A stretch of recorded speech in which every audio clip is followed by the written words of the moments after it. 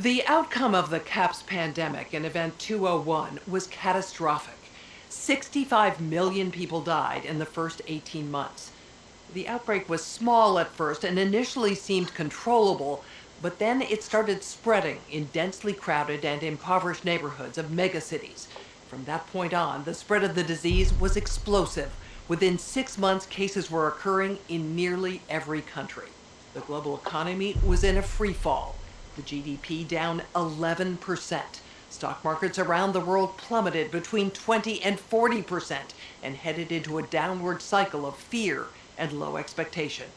Businesses were not borrowing, banks were not lending. Everyone was just hoping to hunker down and weather the storm. Economists say the economic turmoil caused by such a pandemic will last for years, perhaps a decade. The societal impacts, the loss of faith in government, the distrust of news, and the breakdown of social cohesion could last even longer. We have to ask, did this need to be so bad? Are there things we could have done in the 5 to 10 years leading up to the pandemic that would have lessened the catastrophic consequences? We believe the answer is yes. So, are we as a global community now finally ready to do the hard work needed to prepare for the next pandemic? The U.S. government is racing to evacuate Americans from Wuhan as China sends medical reinforcements to the city where the deadly coronavirus outbreak began. Officials there say the virus is now spreading faster. So far, it's killed at least 81 people in China. More than 2,700 others have been infected across 13 countries.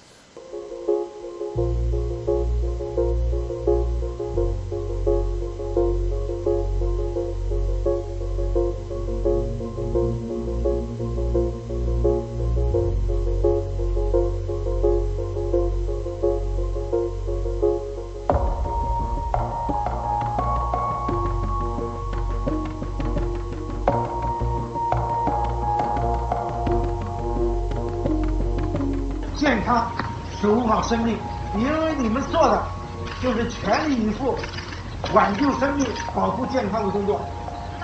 全国人民都要看着你们，你们刚才举起拳头和加油，是表示什么？我一定会努力的。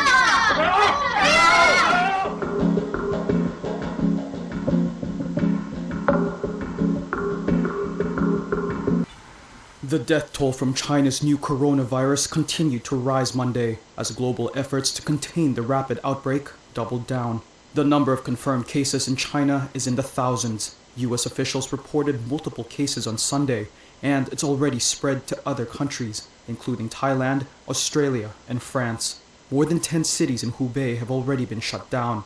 Hubei is the province in which Wuhan, the city where the outbreak began, is located, and neighboring provinces are anticipating the exclusion list will only widen.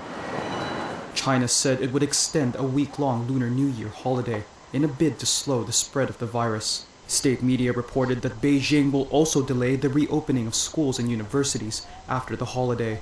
Hong Kong announced a similar plan, with schools to remain closed until February 17th. Hong Kong also said it would ban entry to travelers who have visited Hubei in the last 14 days. The government's plan for a quarantine zone was stalled, though, after protesters torched a newly built residential building that authorities plan to use as a quarantine facility.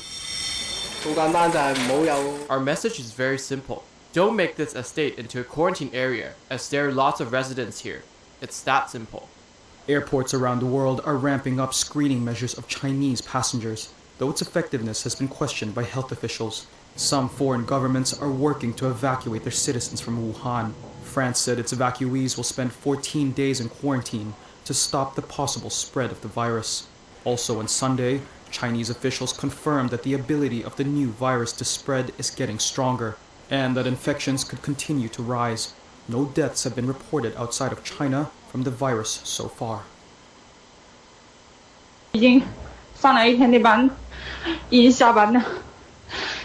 4点多钟下班，已经在那里崩溃了半天了。真的那种感染，比这个电视那里报道的可怕多了，蛮多。他他们医生出来的估计大概有10万人。我们今天那里10几个医生，一天都看了100多个，蛮多都已经不行了，没得位置住。然后家属这里闹说政府的不是收到你们那里治吗？但是政府让我们开始治，根本什么物资都没有，他们想办助让都办不了。我觉得后续完全不行，我们在那里上一天班，整个人的心里都快崩溃了，都已经受不了了。他们在那求我们的时候，我们都一点办法都没得。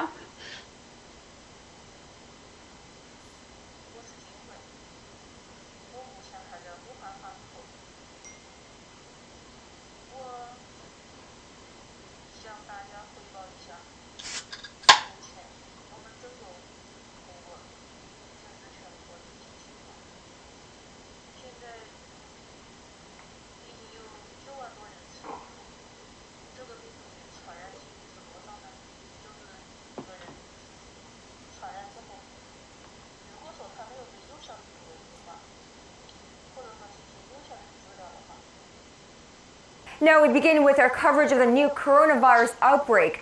In a significant development, the Chinese capital has reported its first death caused by the new virus. The city of Beijing's confirmation came on the same day as the World Health Organization modified the global risk from the coronavirus to high from moderate. Here's Kim Jae-hee.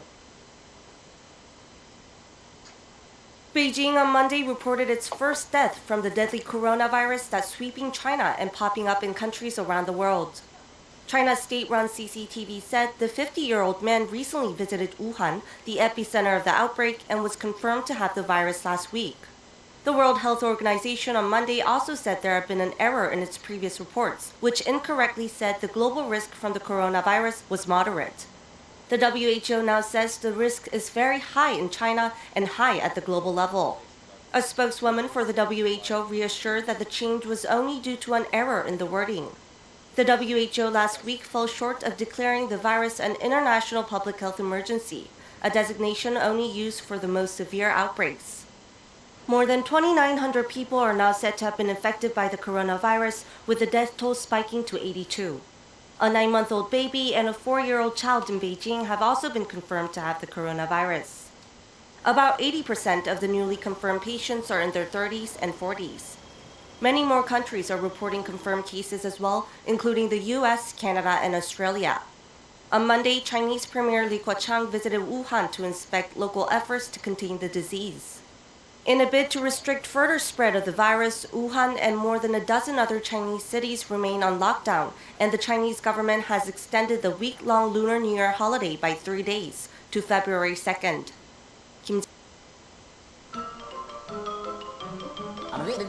That's all, folks.